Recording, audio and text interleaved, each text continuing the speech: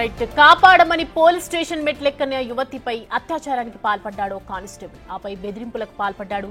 ఆమెను హత్య చేసేందుకు యత్నించాడు. ఈ ఘటన మేడ్చల్లోని ఇందిరానగర్ కాలనీలో చోటు చేసుకుంది. డబ్బుల విషయంలో తనను కొందరు ఇబ్బంది పెడుతున్నారని గతేడాది మార్చిలో యువతి మేడ్చల్ పోలీసును ఆశ్రయించింది. కానిస్టేబుల్ సుధాకర్ రెడ్డి సాయం చేస్తానని చెప్పి యువతి ఫోన్ నెంబర్ తీసుకున్నాడు. తర్వాత మాయమాటలు చెప్పి పలుమార్లు అత్యాచారానికి పాల్పడ్డాడు. యువతి గర్భం దాల్చడంతో పెళ్లి చేసుకుంటానని నమ్మించాడు. విషయం తన ఇంట్లో తెలిస్తే గొడవలు జరుగుతాయని తెలిసి యువతిని అడ్డు తొలగించుకోవాలని పలుమార్లు ప్రయత్నించాడు సుధాకర్ రెడ్డి. విషయం తెలిసి మేడ్చల్ ఎస్ఐ సత్యనారాయణ సైబరాబాద్ కు బదిలీ చేయించాడు. అయినా అతడి బెదిరింపులు ఆగకపోవడంతో యువతి సైబరాబాద్ కమిషనరేట్ లో ఫిర్యాదు చేసింది. కేసు నమోదు చేసిన పోలీసులు సుధాకర్ రెడ్డిని రిమాండ్ కు తరలించారు.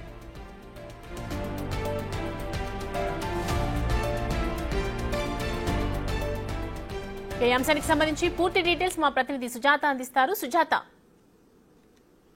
మేడ్చల్ పోలీస్ స్టేషన్ లో ఫిర్యాదు చేయడానికి వెళ్ళినటువంటి బాధిత మహిళను అక్కడే పనిచేస్తున్నటువంటి కానిస్టేబుల్ పలుమార్లు లైంగిక దాడి చేశారు. ఆ తర్వాత గర్భం దాల్చిన తర్వాత పెళ్లి చేసుకుంటాను అని నమ్మించి గర్భం తీసేసి తనకి పెళ్లి కాలేదని మొదటి చెప్పాడు. ఆ తర్వాత పెళ్ళయింది, నన్ను వదిలేయి అని అంటూ తన మీద పలుసార్లు హత్య ప్రయత్నం కూడా చేశారని ఆ మహిళ చెప్తుంది.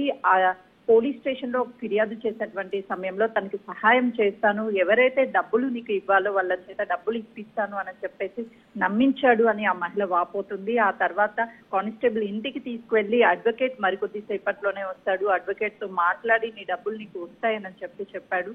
అప్పుడే లైంగిక దాడికి పాల్పడ్డాడు అని చెప్పేసి ఆ యువతి చెప్తుంది.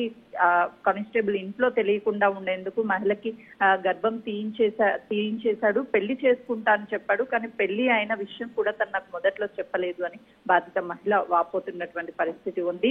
గత కొన్ని రోజుల క్రితం జరిగినటువంటి ఈ సంఘటన పదే ఆ కానిస్టేబుల్ ఆ మహిళని అడ్డు తొలగించాలి అని చెప్పి వాళ్ళ ఫ్రెండ్స్ తో కలిసి పలుమార్లు తన మీద ఆ హత్యాయత్నం ప్రయత్నించాడు అని చెప్పేసి మహిళ చెప్తుంది. నిన్న సిపికి ఫిర్యాదు చేయడంతో సిపి ప్రస్తుతం అయితే తనని రిమాండ్ కి తరలించారు. పలు సెక్షన్ల కింద కేసు నమోదు చేశారు. తనకు సహకరించినటువంటి వాళ్ళు ఎవరు, వాళ్ళ కుటుంబ సభ్యుల హస్తం కూడా ఏమైనా ఉందా, ఫ్రెండ్స్ ఎవరు అని చెప్పేసి వీటన్ని విషయాలు కూడా రాబట్టే ప్రయత్నం చేస్తున్నారు పోలీసులు. Thanks for the update Sujatha.